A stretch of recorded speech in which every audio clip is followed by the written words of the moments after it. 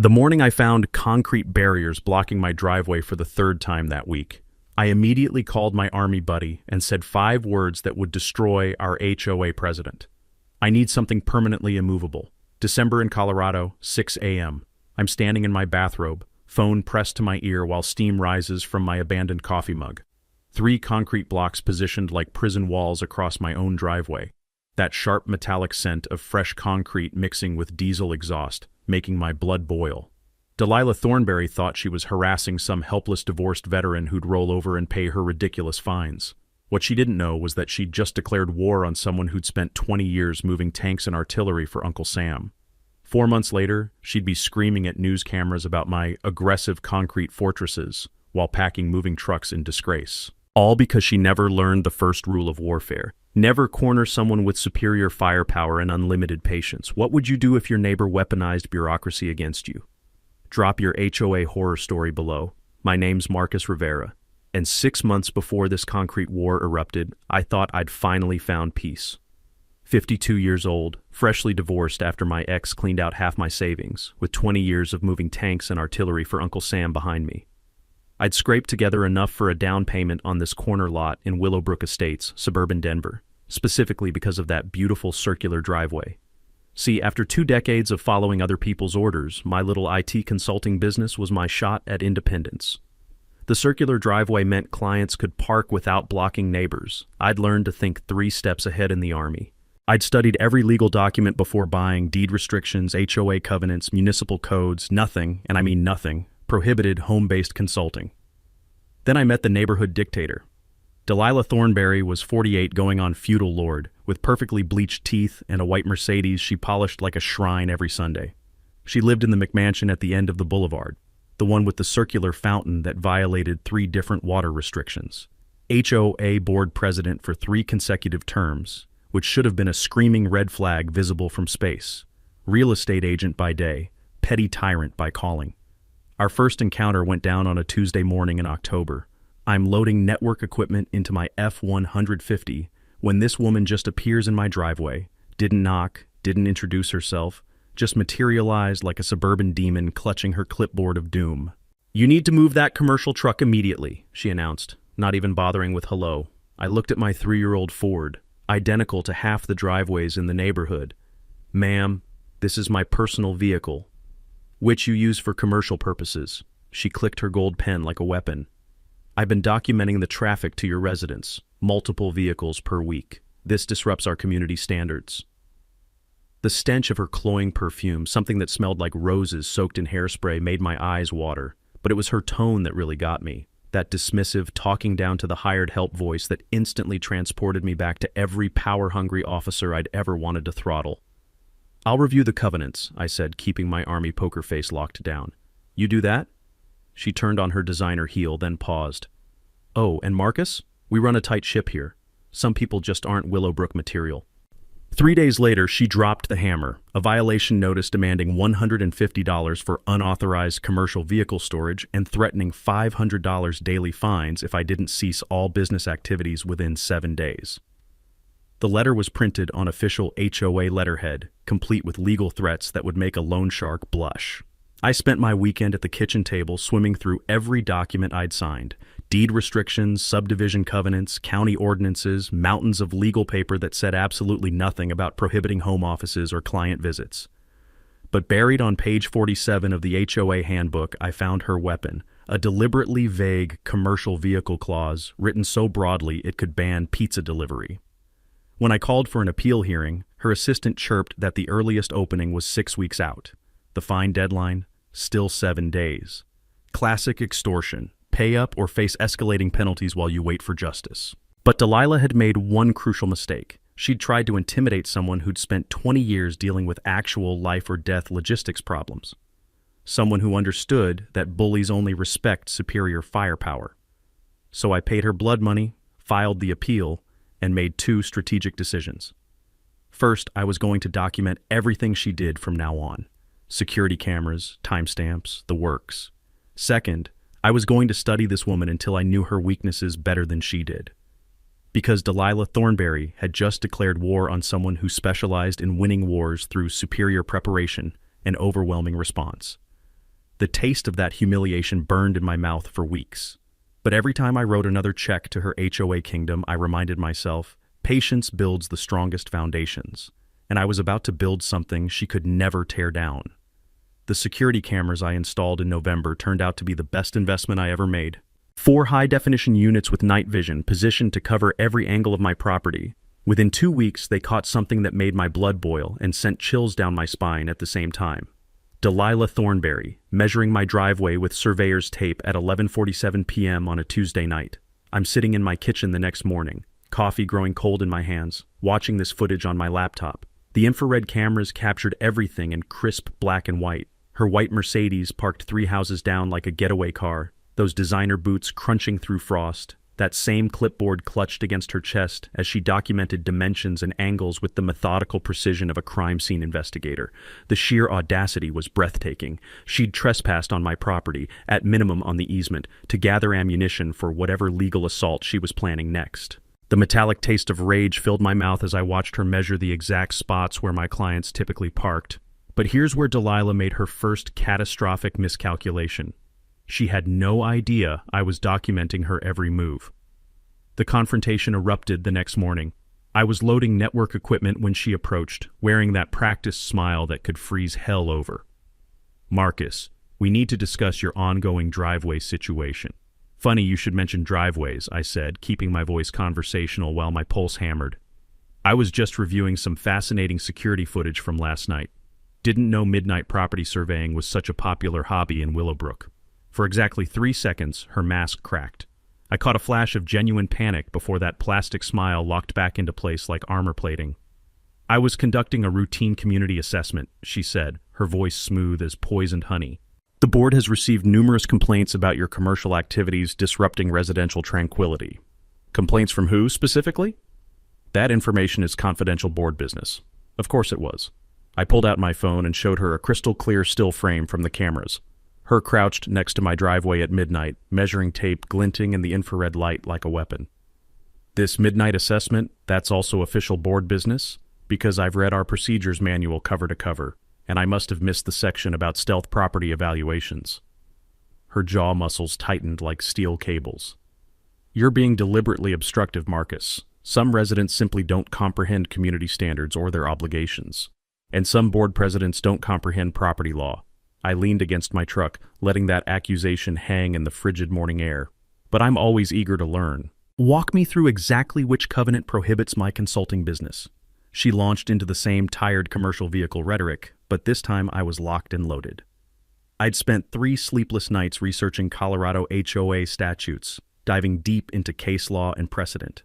What I'd discovered would have made my old Army intelligence officers proud. In Colorado, HOA boards could only enforce covenants that were explicitly written and properly adopted through legal procedures. Vague interpretations and creative readings meant absolutely nothing in court. "That's absolutely fascinating," I said, savoring each word. "Because according to Colorado Revised Statutes Section 38-33.3-209, HOA enforcement requires specific covenant language. Boards cannot manufacture new restrictions through creative interpretation of existing rules." The temperature seemed to drop 20 degrees in the space between us. Her smile transformed into something sharp enough to cut glass. "We'll see about that interpretation," she said, each word dripping with menace. "Emergency board meeting, Thursday night, 7 p.m. sharp. Don't be late." Thursday night's Kangaroo Court was a masterpiece of bureaucratic theater. 5 board members arranged at a folding table in the community center like judges at a medieval tribunal, with Delilah presiding over the proceedings like she was sentencing criminals. Maybe 15 residents scattered throughout the room, and I immediately noticed that none of them lived anywhere near my property. Delilah opened with a PowerPoint presentation worthy of a congressional hearing, preserving community standards in Willowbrook Estates, professional slides, dramatic lighting, complete with aerial photos of my house that made my modest corner lot look like some kind of industrial complex. "As these documented images clearly demonstrate," she announced, clicking through slides with prosecutorial precision, "we have irrefutable evidence of excessive vehicular traffic, commercial vehicle storage violations, and business activities fundamentally incompatible with residential community standards." Her photographic evidence was selectively brilliant. Camera angles that made my F-150 look like a semi-truck. She'd captured the one afternoon I had 3 client vehicles simultaneously, a scheduled emergency network repair that lasted exactly 97 minutes. When my turn finally arrived, I stood slowly and pulled out my own ammunition. Thank you for that presentation, Delilah. I've prepared some supplementary materials. I distributed copies of the actual HOA covenants with relevant sections highlighted in bright yellow. Page 12 explicitly permits home-based businesses provided they don't create documented nuisance conditions. Page 15 defines commercial vehicles as those exceeding 10,000 pounds gross weight. My truck weighs 6,200 pounds. I watched faces around the room as residents read the actual rules, probably for the first time since buying their homes. Several eyebrows shot up in obvious surprise. Additionally, I've meticulously documented my client visits over 3 months. Average of 2.3 vehicles per week, visits averaging 47 minutes duration. Well within reasonable parameters for professional services in any residential community. Delilah's smile had fossilized into something resembling a death mask carved from ice. Finally, there's a significant procedural issue with tonight's meeting. Our bylaws require 72-hour written notice to all homeowners for emergency sessions. This meeting was announced Monday evening via email exclusively, a clear violation of Colorado HOA statutes. The room exploded in whispered conversations as homeowners realized they'd been systematically excluded from proper notification. 2 board members exchanged glances that suggested they hadn't known about the notice requirements either. Delilah banged her gavel like she was hammering railroad spikes. This meeting will proceed exactly as scheduled, regardless of frivolous procedural objections. Actually, interrupted a calm voice from the back row, I believe we need to table this discussion until proper legal notice is provided to all affected parties. Frank Kowalski rose slowly from his seat, 70-something with silver hair and the sharp eyes of someone who'd spent decades in courtrooms. I've been reviewing the statutes Marcus cited, and his procedural objections are absolutely correct. This meeting violates multiple requirements. That moment changed everything. I'd found my first ally in what I now understood would be a very long, very expensive war. Frank's intervention killed Delilah's kangaroo court faster than pulling a fire alarm. Board members scattered like roaches when the lights came on, mumbling about proper procedures and rescheduling. But I watched Delilah's face as the room emptied, and what I saw there made my blood run cold. Pure, concentrated hatred radiating from those perfectly lined eyes like heat from molten steel. She wasn't done with me. She was just getting started. The next escalation hit exactly 1 week later at 6:17 a.m., and it was designed to destroy me financially and emotionally in one calculated blow. I stumbled outside in my bathrobe for my morning coffee run and found an empty driveway where my truck should have been. Not stolen, something worse, towed. A bright orange violation sticker was slapped across my garage door like a death certificate. Illegally parked vehicle removed per HOA authority. Final notice. The paper was still warm from whatever printer had birthed this bureaucratic assassination. My hands were shaking so badly I could barely dial the towing company. The dispatcher's voice dripped with the special indifference reserved for people whose lives had just been upended. Vehicle removed from Willowbrook Estates for parking violation. Release fee $350 plus $25 per day storage. Cash or certified check only. No exceptions. I was parked in my own driveway, I said, my voice cracking like a teenager's. Take it up with your HOA, buddy. We just follow orders. Orders. That word hit me like a physical blow. 20 years following legitimate military orders, and now some suburban tyrant was issuing commands about my own property. Frank Kowalski appeared at my door 20 minutes later with coffee and the grim expression of someone who'd seen this movie before. The drive to the impound lot felt like a funeral procession, complete with Frank explaining Colorado's towing statutes in his measured attorney voice. Legitimate HOA towing requires 48-hour written notice, he said, navigating through morning traffic. Posted warnings in violation areas, photographic documentation, board approval for each removal. Did you receive any advance notice? Nothing. Parked there Sunday night, same as always. Frank made careful notes in his leather portfolio. Then what happened to you constitutes predatory towing under Colorado law. The penalties for that can be severe, up to treble damages plus attorney fees. The impound lot was a monument to human misery. Gravel and razor wire, the acrid smell of motor oil mixing with desperation, and my truck sitting behind chain link like a political prisoner. $350 in cash, money that was supposed to cover groceries for 2 weeks. And I was reunited with my vehicle while Frank documented everything with his phone camera. The drive home was silent, except for the sound of my financial security crumbling. That evening, I was uploading photos of the illegal towing when my doorbell chimed.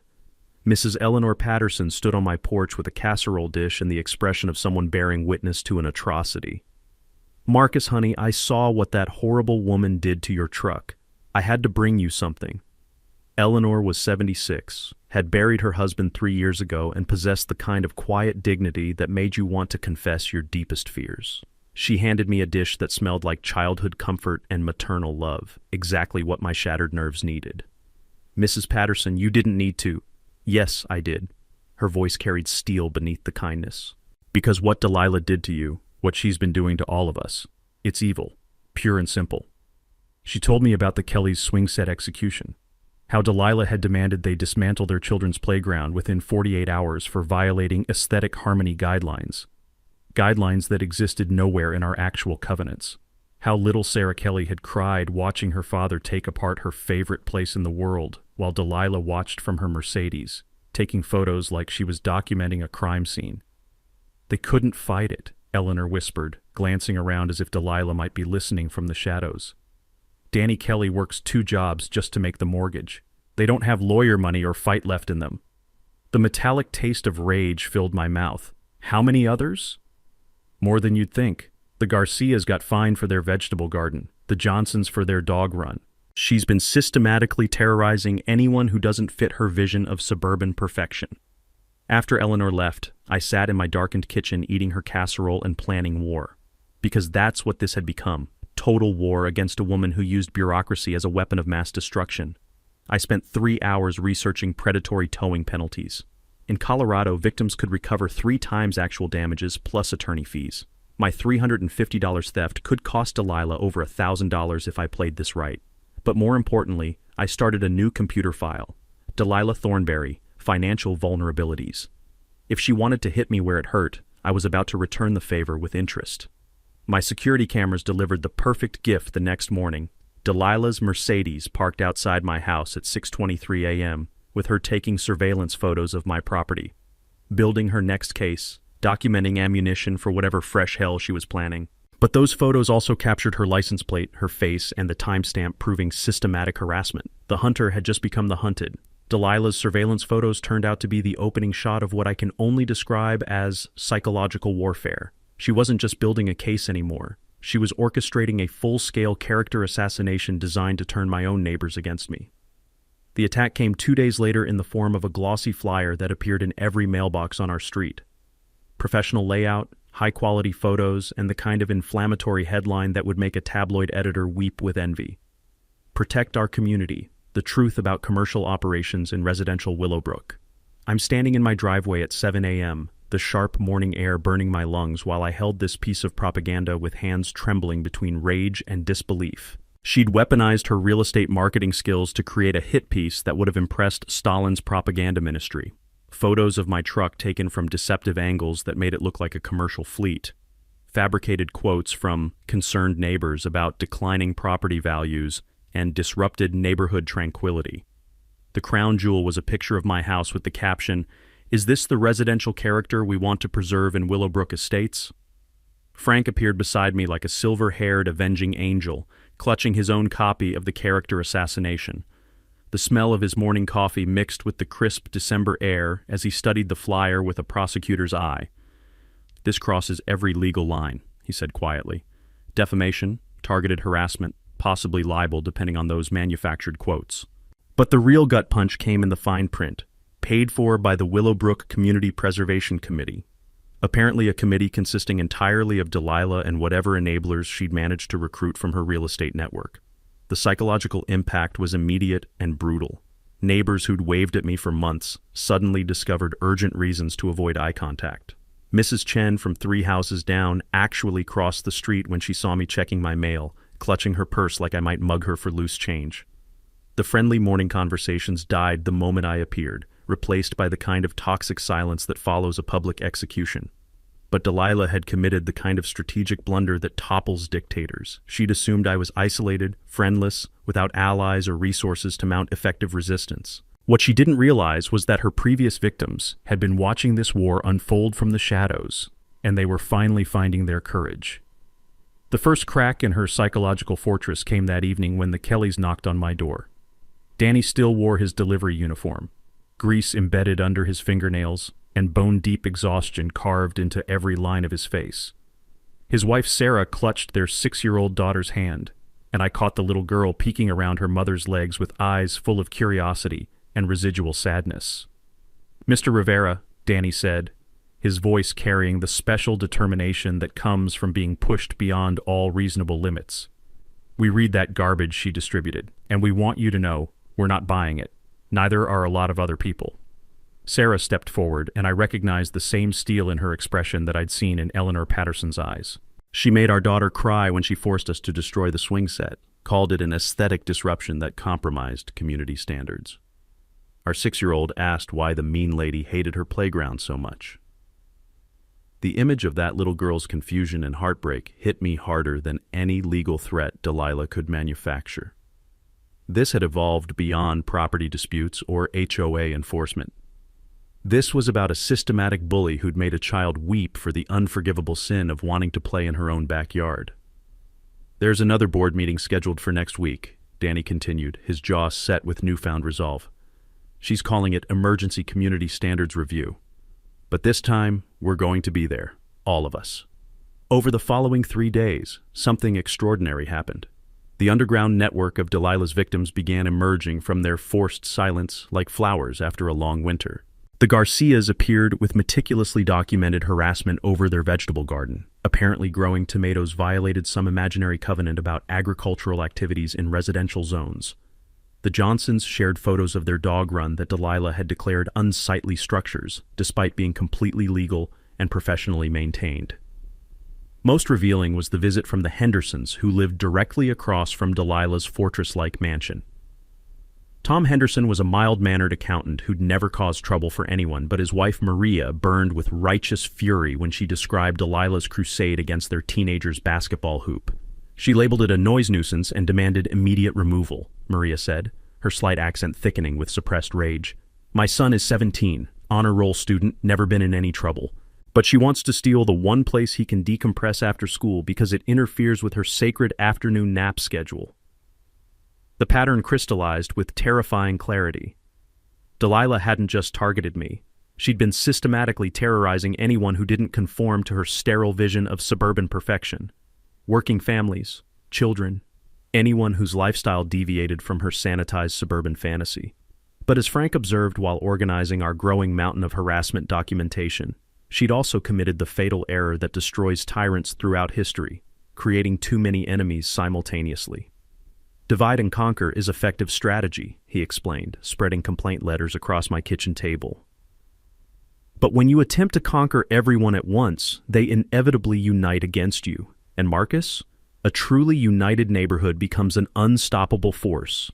My security cameras captured her that night, prowling the streets in her white Mercedes like a predator sensing danger. 3 complete circuits of the block, slowing outside houses where lights still glowed, trying to decode why her psychological warfare was backfiring so spectacularly. What she couldn't see was the revolution brewing in living rooms and around kitchen tables throughout Willowbrook Estates. Her isolated, intimidated victims were discovering they weren't alone, and they were preparing for war. The revolution I'd been expecting came from an unexpected source: Frank's obsession with paperwork and my inability to sleep. It was 2:17 a.m. on a Thursday night, and I was hunched over my laptop in the kitchen, unable to shut my brain off after another day of Delilah's psychological warfare. Frank had suggested I research property liens and assessment records, standard due diligence for any HOA dispute, he'd said. What I found instead was a financial house of cards that made my blood run cold. Delilah Thornberry owed the Willowbrook Estates HOA $8,400 in unpaid special assessments. I stared at the screen, reading the county records 3 times to make sure I wasn't hallucinating from sleep deprivation, but there it was, documented in black and white: 2 years of delinquent payments for roof repairs, street maintenance, and community improvements. The same assessments she'd been religiously collecting from the rest of us while wielding her authority like a medieval warlord. The deeper I dug, the worse it got. Property tax records showed she was 2 months behind on her mortgage payments despite her supposedly thriving real estate career. Credit reports, publicly available through property liens, revealed 3 refinances in 18 months, each one larger than the last. The woman who'd been terrorizing our neighborhood over property values was drowning in debt. But the real bombshell was buried in Colorado HOA statutes, Section 38-33.3-209. Board members must be current on all HOA assessments to legally serve. Delinquent members are automatically disqualified from holding office or making binding decisions. Every fine she'd issued, every violation notice, every board meeting she'd presided over for the past 18 months, legally void. I called Frank at 6 a.m., probably waking him up, but too excited to care about social niceties. "Frank, I found it. I found her Achilles heel." "Marcus, do you know what time it is?" "She's been serving illegally for 18 months, delinquent on assessments, which disqualifies her from the board under Colorado law. Every decision she's made is unenforceable." The silence on the other end stretched so long I thought the call had dropped. Then Frank's voice came back, sharp and fully awake. "Are you absolutely certain about those records?" County database, pulled directly from the assessor's office. "She owes us $8,400, Frank. She's been playing dictator with money she stole from her own neighbors." "Jesus Christ," he whispered. "Marcus, this changes everything. But we need to be strategic about when and how we use this information." That was Frank, always thinking 3 moves ahead. We agreed to keep this discovery secret until the perfect moment to deploy it. Let Delilah continue digging her own legal grave while we built an airtight case around her financial deception. But the knowledge burned inside me like acid. Every time I saw her white Mercedes cruising the neighborhood, every time she appeared at someone's door with her clipboard of manufactured authority, I wanted to scream the truth from my rooftop. This woman had been systematically abusing power she legally didn't possess, funded by money she'd stolen from the very people she was terrorizing. The irony was delicious and infuriating in equal measure. Delilah, the self-appointed guardian of community standards, was the biggest covenant violator in Willowbrook Estates. Every speech about property values, every lecture about following rules, every fine she'd imposed, all of it coming from someone who'd been breaking the most fundamental rule of HOA governance. Frank spent the next week quietly researching precedent cases while I continued my role as the neighborhood's public enemy number 1. We needed to understand exactly how to weaponize this information for maximum legal and psychological impact. What we discovered was that Colorado courts took HOA board fraud very seriously. Delinquent board members who made decisions while disqualified could face personal liability for damages, plus restitution for all fines illegally collected. In some cases, homeowners had successfully sued for triple damages plus attorney fees. Delilah's financial house of cards wasn't just collapsing, it was about to bury her under an avalanche of legal consequences she'd never seen coming. The hunter was about to become the hunted, and she had no idea the trap was already closing around her. The war room materialized in my kitchen over the following week, transformed from a simple breakfast nook into the command center for what Frank called Operation Concrete Justice. Coffee-stained legal pads covered every surface, highlighted printouts of Colorado statutes were taped to the walls, and my laptop had become a shrine to municipal codes and construction regulations. Frank arrived every morning at 7 a.m. sharp with his leather briefcase and the methodical precision of someone who'd spent 40 years dismantling opponents in courtrooms. Eleanor Patterson brought intelligence from her network of neighborhood spies, along with enough homemade cookies to fuel a small army. The Kellys contributed social media documentation and the kind of righteous anger that only comes from watching your child's happiness destroyed by petty bureaucracy. But the real game-changer walked through my door on a Wednesday evening in the form of Danny Restrepo, my old Army logistics buddy who'd built half the concrete foundations in suburban Denver. "Rivera, you beautiful bastard," he said, crushing me in a bear hug that probably cracked several ribs. "Frank told me about your little HOA problem. Sounds like you need something permanent and immovable." Danny was 51, built like a concrete mixer with arms, and possessed the kind of engineering mind that could move mountains, literally, in some cases. We'd served together in Afghanistan, where his specialty was creating defensive positions that could survive direct mortar strikes. If anyone could design something truly unmovable, it was Danny. "Here's what I'm thinking," he said, spreading blueprint paper across my kitchen table while Eleanor refilled his coffee mug. 4 decorative concrete planters, each weighing exactly 8,000 pounds when filled with soil and plants. Custom designed, professionally installed, positioned along your property line to permanently solve your driveway blocking problem. The specifications were beautiful in their simplicity. Reinforced concrete cores with steel rebar frameworks, decorative aggregate finishes that would complement the neighborhood's aesthetic, and integrated drainage systems to prevent water accumulation. Each planter would be 42 inches high, exactly 1 inch below the municipal code requirement for building permits. The beauty of this plan, Frank explained while reviewing Danny's engineering drawings, is that everything falls under your absolute property rights. Colorado law is crystal clear. Homeowners can install decorative landscaping features within their boundary lines without HOA approval, provided they don't violate specific covenant restrictions. I'd already verified that our covenants contained no language restricting decorative garden features. Delilah's obsession with control hadn't extended to landscape architecture, a tactical oversight that was about to cost her everything. The financial investment was significant but manageable. $12,000 for materials, engineering, and professional installation. My IT consulting income could absorb the cost, especially knowing that Delilah's illegal fines would eventually be refunded with interest. But the psychological impact would be priceless. These weren't just planters, they were 32,000 pounds of permanent victory. Once installed, she could never block my driveway again without committing felony property destruction. Eleanor's reconnaissance network had provided the perfect timing window. Delilah was scheduled to attend a 3-day real estate conference in Denver, leaving town Friday morning and returning Monday evening. Danny's crew could complete the installation over the weekend while she was gone, presenting her with an immovable fait accompli upon her return. The key to military logistics, Danny explained while calculating concrete cure times, is overwhelming force applied with perfect timing. She won't even know what hit her until it's too late to stop it. Frank had prepared our legal defenses with the thoroughness of someone planning a Supreme Court case. Property surveys confirmed the planters would sit entirely within my boundary lines. Municipal codes verified no permits were required for structures under 42 inches. HOA covenants contained no restrictions on decorative landscaping features.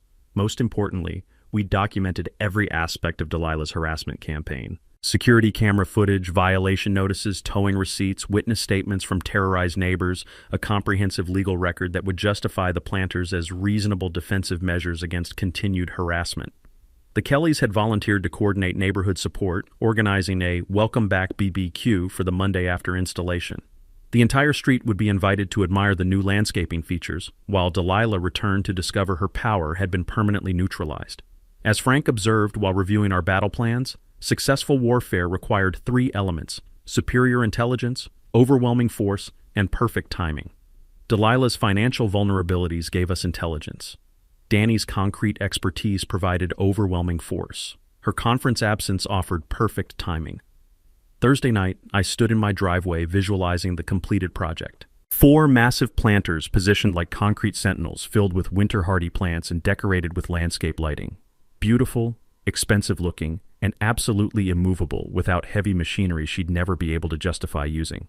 But more than that, they represented something Delilah had never understood, that when you systematically terrorize people, eventually they stop running and start fighting back.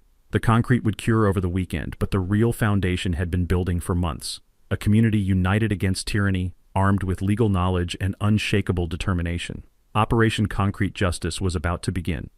The concrete trucks arrived at dawn on Saturday morning like a military convoy, their diesel engines rumbling through the quiet neighborhood with the authority of heavy artillery. I watched from my kitchen window as Danny's crew began transforming my property line into an impregnable fortress, one wheelbarrow of concrete at a time. The installation was a masterpiece of precision engineering. Danny had positioned the planters with surgical accuracy, each one exactly on my property line, spaced perfectly to prevent any vehicle from accessing my driveway perimeter while maintaining an elegant aesthetic that would make Martha Stewart weep with envy. The reinforced concrete cores went down 8 feet into the Colorado clay, anchored with steel rebar frameworks that could probably survive a direct meteor strike. By Sunday evening, 4 magnificent concrete planters stood guard along my driveway like ancient monoliths. 8,000 pounds each, filled with premium soil and winter-hardy evergreens, decorated with subtle landscape lighting that cast dramatic shadows across the aggregate surfaces. They were beautiful, functional, and absolutely immovable without industrial equipment.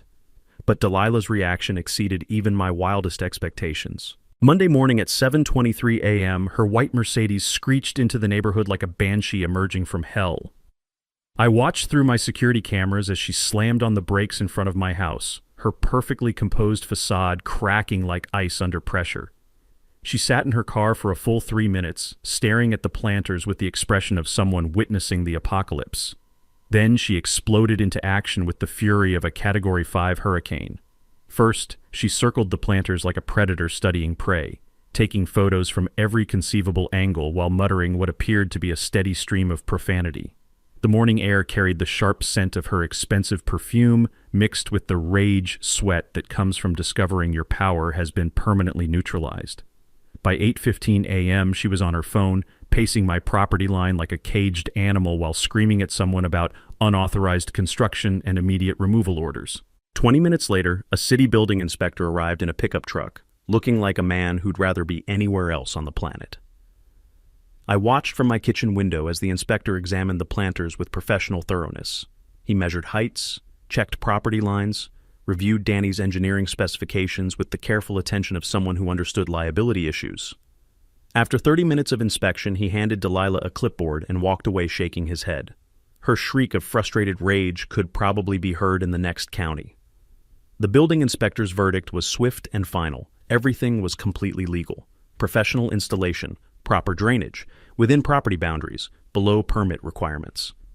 The planters violated no municipal codes, no building regulations, and no HOA covenants. They were, in the inspector's official opinion, excellent examples of decorative landscape architecture. But Delilah's desperation was just getting started.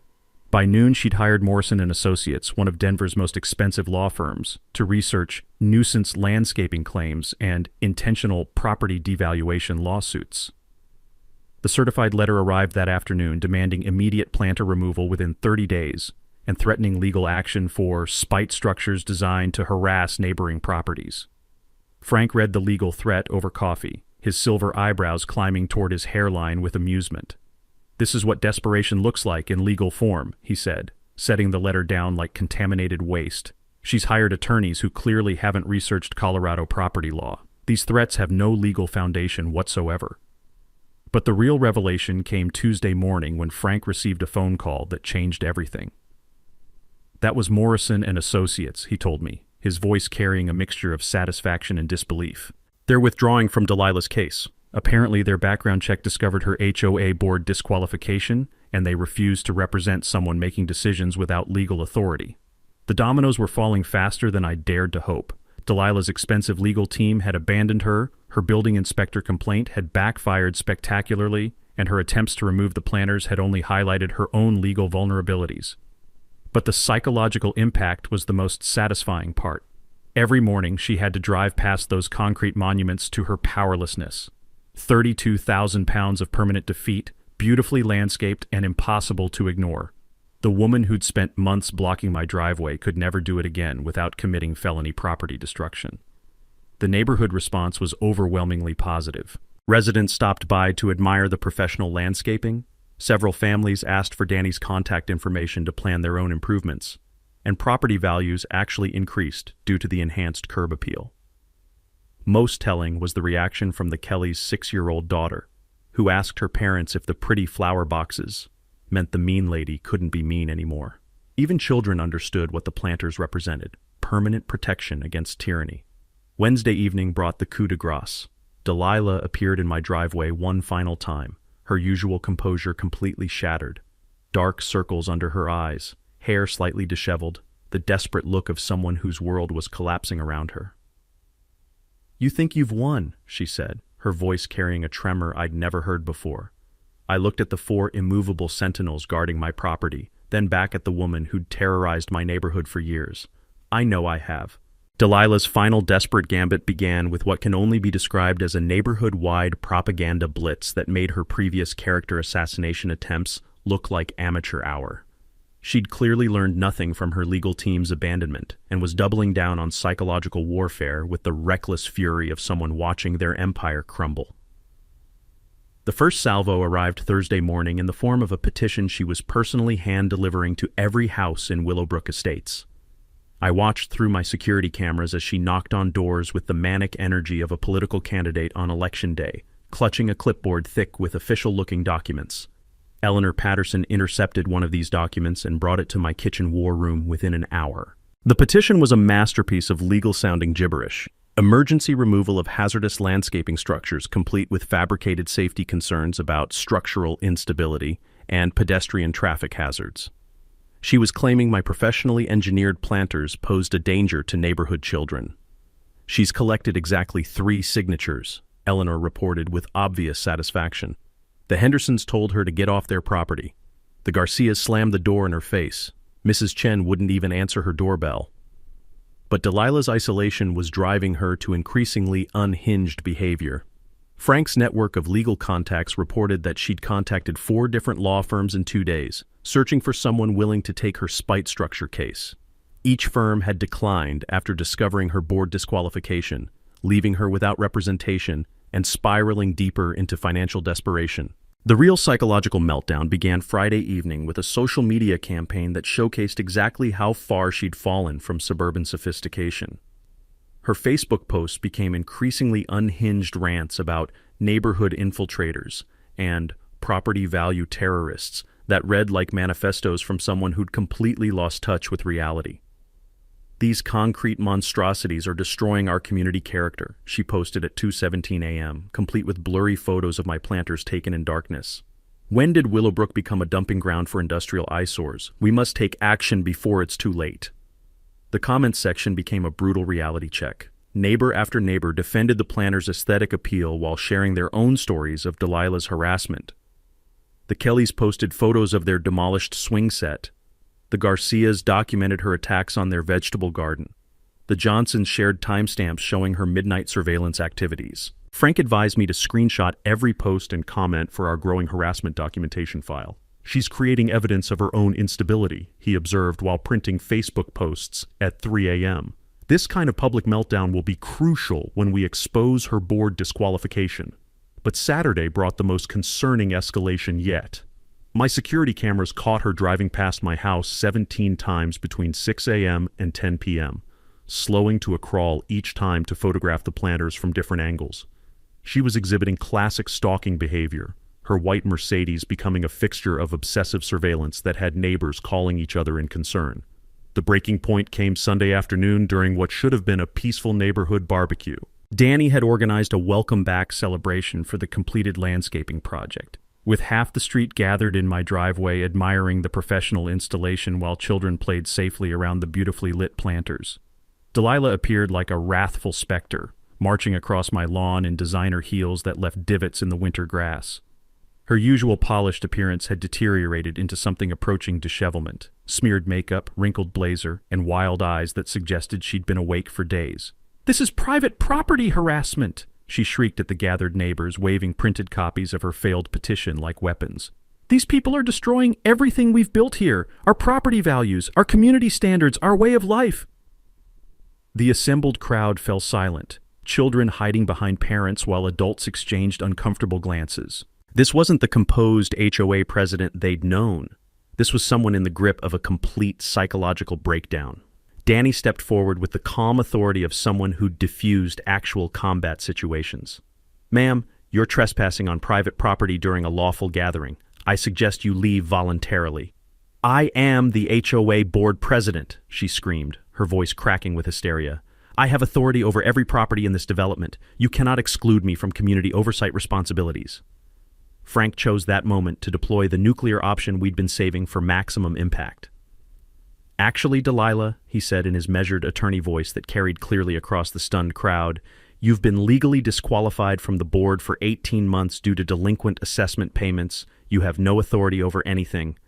The silence that followed was absolute. 60-plus neighbors staring at a woman whose carefully constructed facade had just disintegrated in front of everyone she'd spent years trying to control. Delilah's face cycled through shock, rage, and something approaching terror before she turned and fled across the lawn, stumbling in her expensive heels while muttering threats about lawsuits and consequences that everyone now understood she had no power to enforce. The revolution had just witnessed its dictator's final moment of public humiliation, and it was beautiful. The emergency HOA meeting that would end Delilah's reign of terror was scheduled for Thursday night at 7 p.m. in the Willowbrook Community Center, and by 6:30, it was clear this wouldn't be the quiet board session she'd envisioned. Cars lined both sides of Maple Street. Residents streamed toward the building in groups, and the parking lot buzzed with the electric energy of a community finally ready to confront its tormentor. Frank and I arrived early to find the community center packed beyond capacity. Every folding chair was occupied, people stood along the walls, and late arrivals spilled into the hallway outside. I counted at least 80 residents, more than had attended every previous HOA meeting combined. The air thrummed with whispered conversations and suppressed anticipation, like the moment before a thunderstorm breaks. But the real surprise was the Channel 7 news crew setting up cameras near the front of the room. Apparently, Mrs. Henderson had contacted them about the neighborhood harassment story, and they'd arrived expecting a routine suburban dispute. What they were about to witness would make their evening broadcast legendary. Delilah entered at exactly 7 p.m., her usual composed facade restored, but her eyes carrying the desperate gleam of someone fighting for survival. She'd dressed for battle in her sharpest business suit and highest heels, carrying a thick briefcase that suggested extensive preparation. Behind her trailed the remaining board members, 3 middle-aged residents who looked increasingly uncomfortable as they surveyed the hostile crowd. "Ladies and gentlemen," Delilah began, her voice projecting with practiced authority as she arranged papers at the front table. "Thank you for attending this emergency session to address the ongoing security concerns and community standards violations that threaten our neighborhood's character and property values." She launched into a PowerPoint presentation that was equal parts impressive and insane. Professional slides detailing commercial encroachment patterns and residential security threats, complete with aerial photos of my property that made my corner lot look like a fortress compound. She'd turned my landscaping project into evidence of some kind of suburban insurgency. "As these documented images clearly demonstrate," she continued, clicking through slides with prosecutorial precision, "we face unprecedented challenges to the residential tranquility that defines Willowbrook Estates. Unauthorized commercial activities, aggressive landscaping installations, and systematic defiance of community standards threaten everything we've worked to preserve." The crowd grew restless as her presentation continued, residents shifting in their seats and exchanging glances that ranged from incredulous to openly hostile. She was describing their neighborhood like a war zone under siege when everyone present knew the real threat had been sitting at the board table for years. When my turn came to respond, I stood slowly and faced the packed room with the calm confidence that comes from holding nuclear weapons. "Thank you for that creative interpretation of suburban landscaping, Delilah. I've prepared some alternative materials for consideration. I distributed copies of the actual HOA covenants, Colorado property law summaries, and documented evidence of systematic harassment that Frank and I had compiled over months. First, let's review what our covenants actually say about home-based businesses and decorative landscaping. I read directly from page 12, highlighting the explicit permissions that contradicted every claim she'd made. Second, let's examine the documented pattern of selective enforcement and procedural violations that have characterized this board's recent decisions. I presented timeline after timeline of harassment, illegal towing, midnight surveillance, fabricated violations, and systematic intimidation of families throughout our neighborhood. The crowd grew increasingly agitated as residents recognized their own experiences in my documentation. But most importantly, I continued, let's address the fundamental question of board authority and legal standing. That was Frank's cue to stand, his silver hair and courtroom presence commanding immediate attention from every person in the room. "Before this board takes any further action," Frank announced in his measured attorney voice, "there's a critical procedural matter that must be addressed.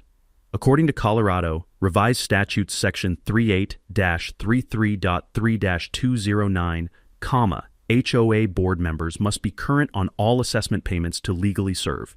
He held up copies of county records showing Delilah's delinquent payments, and the room fell silent except for the whir of news cameras capturing every moment.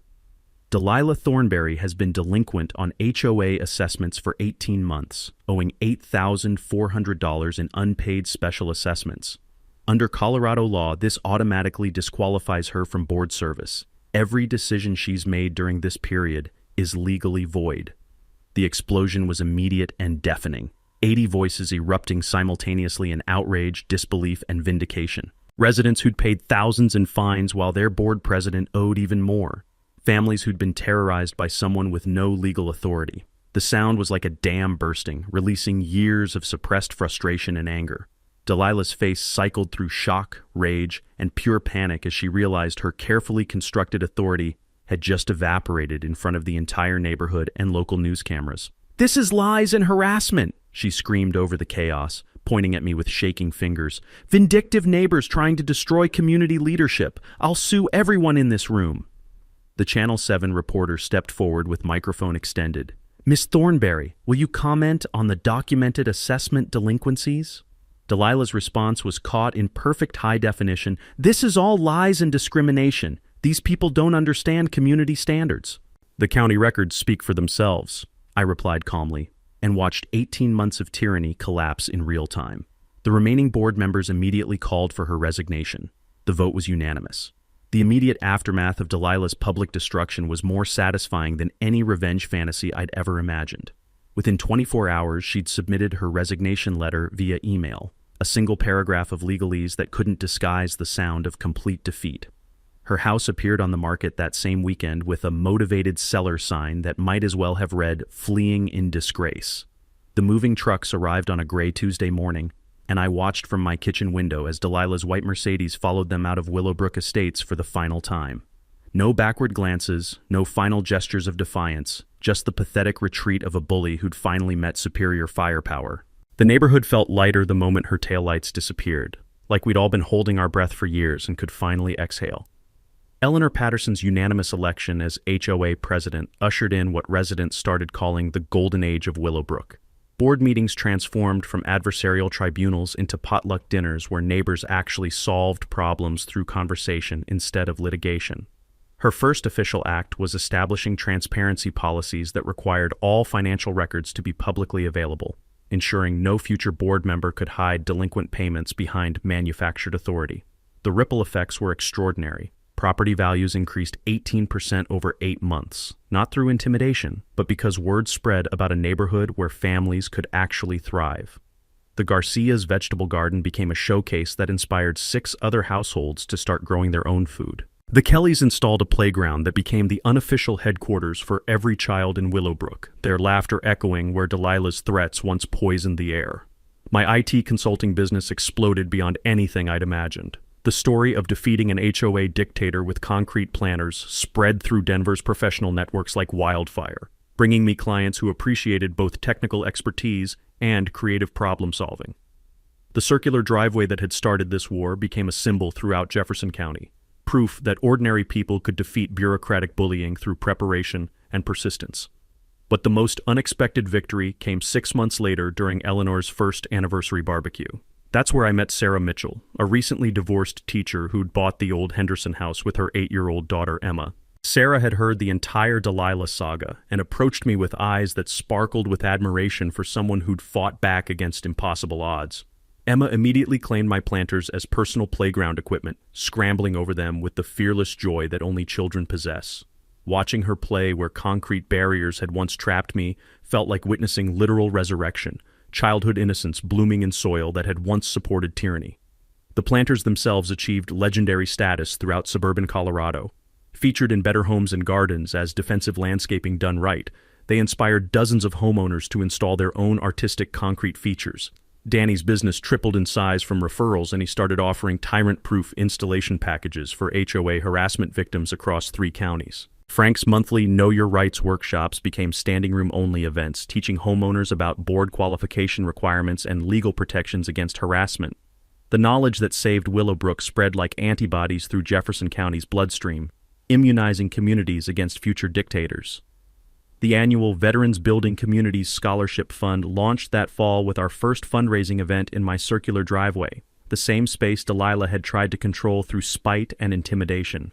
We raised $6,800 for Maria Santos, whose combat veteran father had started his own landscaping business after leaving the Army. The ceremony took place beside the planters, with Maria's father joking that concrete had built both his career and his daughter's future.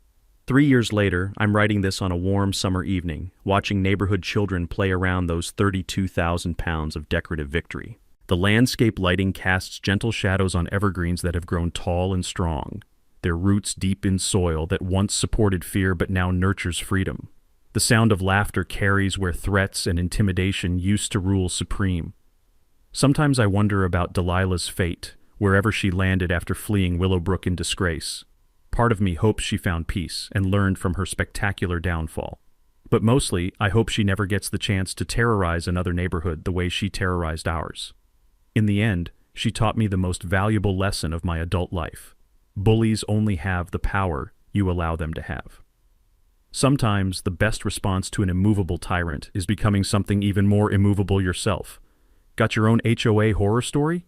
Drop it in the comments below. You're definitely not fighting alone. And smash that subscribe button for HOA stories where we prove that justice gets served best with concrete evidence, and the little guy always wins in the end.